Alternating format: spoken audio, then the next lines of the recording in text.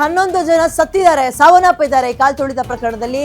ಮತ್ತೊಂದು ಕಡೆ 35ಕ್ಕೂ ಹೆಚ್ಚು ಜನ ಆಸ್ಪತ್ರೆ ಸೇರಿದ್ದಾರೆ. ಗಾಯಾಳುಗಳಿಗೆ ಬೌರಿಂಗ್ ಆಸ್ಪತ್ರೆಯಲ್ಲಿ ಚಿಕಿತ್ಸೆ ಮುಂದುವರೆದಿದೆ. ಬೌರಿಂಗ್ ಆಸ್ಪತ್ರೆಯಲ್ಲಿ ಸುಮಾರು 9 ಜನ ಗಾಯಾಳುಗಳಿಗೆ ಚಿಕಿತ್ಸೆ ಮುಂದುವರೆದಿದೆ. ಇದೀಗ ಸಣ್ಣ ಪುಟ್ಟ ಗಾಯ, ಮೂಳೆ ಮುರಿತ ಸೇರಿ ಒಟ್ಟು 9 ಜನ ಬೌರಿಂಗ್ ಹಾಸ್ಪಿಟಲ್ ಅಲ್ಲಿ ಅಡ್ಮಿಟ್ ಆಗಿದ್ದಾರೆ. ರಾತ್ರಿ ಖಾಸಗಿ ಆಸ್ಪತ್ರೆಗೆ ಶಿಫ್ಟ್ ಆಗಿದ್ದಾರೆ. ಇನ್ನು ಕೆಲವರು ಗಾಯಾಳುಗಳು, 9 ಗಾಯಾಳುಗಳ ಪೈಕಿ ಇಬ್ಬರಿಗೆ ಮೇಜರ್ ಸರ್ಜರಿ, ಇಬ್ಬರಿಗೆ ಟಿಬಿಯಾ ಸರ್ಜರಿ ಮಾಡೋಕೆ ಡಾಕ್ಟರ್ಗಳು ನಿರ್ಧಾರ ಮಾಡಿದಾರಂತೆ. ಇವಾಗ ಒಬ್ಬರಿಗೆ ತಲೆಗೆ ಗಾಯ ಆಗಿದೆ. ದೃಶ್ಯವನ್ನ ಗಮನಿಸ್ತಾ ಇದ್ದೀರಿ. ದೃಶ್ಯ 1, ದೃಶ್ಯ 2, ದೃಶ್ಯ 3, ದೃಶ್ಯ 4, ದೃಶ್ಯ 5 ಅಂತ ಒಂದು ಕ್ರೌಡ್ ಸೇರಿರೋದು. ದೃಶ್ಯ 2 ಜನಸಂಖ್ಯೆ ಹೇಗಿದೆ ನೋಡ್ತಾ ಇದ್ರಿ. ದೃಶ್ಯ 3 ಗಮನಿಸ್ತಾ ಇದ್ರಿ. ದೃಶ್ಯ 4 ಇದೆ ಅಲ್ಲ, ಇದು ಬೇಲೂರಿನವರು ತಮ್ಮ ಮಗ ಎಂಜಿನಿಯರ್ ಓದ್ತಾ ಇದ್ದ.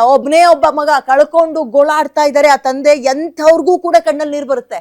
ಒಬ್ನೇ ಮಗ ಸರ್ ಇದ್ದಿದ್ದು, ಈಗ ಯಾವ ಪೋಸ್ಟ್ ಮಾರ್ಟಮು ಬೇಡ, ಹೋಗ್ಬಿಟ್ಟಿದೆ, ನನ್ನ ಮಗನ ಬಾಡಿ ಕೊಡಿ, ನಮ್ಮ ಊರಿಗೆ ತಗೊಂಡು ಹೋಗ್ತೀವಿ ಅಂತ ಗೋಳಾಡ್ತಾ ಇದ್ರು.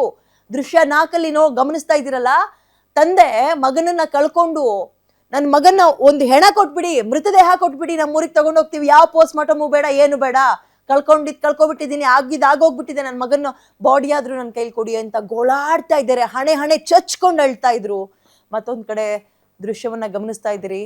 ಗಾಯಾಳುಗಳನ್ನ, ಸಾವನ್ನಪ್ಪಿರೋರ್ನ ತಗೊಂಡು ಇನ್ನೇನಾದ್ರೂ ಉಳಿಸ್ಬೋದೇನೋ, ಆಸ್ಪತ್ರೆ ಕರ್ಕೊಂಡೋದ್ರೆ ಆ ಜೀವ ಉಳಿಯುತ್ತೇನೋ ಅಂತ ಒಂದು ಸಾಗಿಸ್ತಾ ಇರುವಂತಹ ದೃಶ್ಯವನ್ನ ಕೂಡ ಗಮನಿಸ್ತಾ ಇದ್ದೀರಿ. ಇವೆಲ್ಲವಕ್ಕೂ ಸಾಕ್ಷಿಯಾಗಿದ್ದು ನಿನ್ನೆಯ ಸಂಭ್ರಮಾಚರಣೆ, ಚಿನ್ನಸ್ವಾಮಿ ಸ್ಟೇಡಿಯಂನಲ್ಲಿ ನಡೆದಂತಹ ಘಟನೆ.